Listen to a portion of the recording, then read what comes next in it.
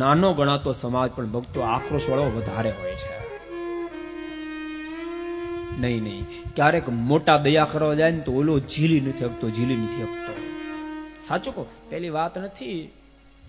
કૈલાસપતિ ને ભવાની બે જાતા હતા, એક કઠિયારો મળ્યો હવે, અને કઠિયારો મળતાની સાથે ભવાની કૈલાસપતિને કીધું, પતિદેવ આના પર દયા કરો ને, આ બિચારો તો આમ તકતા તડકામાં લાકડા વેચે તો પેટ ભરાતું નથી, શરીર ઉપર ફાટેલું કપડા પહેર્યા છે, આના પર જરાક તો મહેરબાની કરો. દેવી સૌ પોતપોતાનું પ્રારબ્ધ ભોગવે. એમ નહીં તમારે આપવું નથી એમ વાત કરો ને તો સાચું કહું, બધા પોતપોતાનું પ્રારબ્ધ ભોગવે છે. પેલા શેઠ કેટલા મોટા અમીર, એને હજુ મદદ કરતા જાઓ.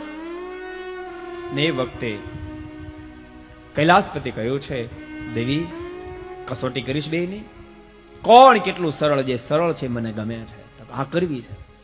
અને શેઠની પાસે જઈ અને બેફામ કૈલાસપતિ બ્રાહ્મણ રૂપ ધારણ કર્યું, બોલવા માંડ્યા. શેઠ હાથ છોડી ગયા, બુદેવ માફ કરો, મારી ભૂલ થઈ તો મને માફ કરો. આપ કહો એ કરું, આપનો કિંકર, આપની ગાય. ભવાની મનમાં થયું, શેઠ છે ખરા હો સરળ.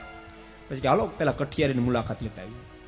કઠિયારો લાકડાનો ભાડો લઈને જતો હતો, બાજુમાં જઈ અને જરાક એનો જે લાકડો હતો ને ભારો, એને જરાક અડીને હલાવ્યું, અને બબે કટકા મળ્યો ઠપકારો.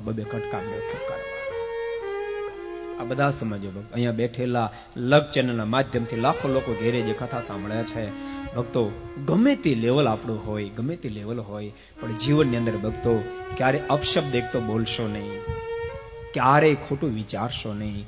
અપશબ્દ જિંદગીનો ભક્તો ભયંકર કાટ છે,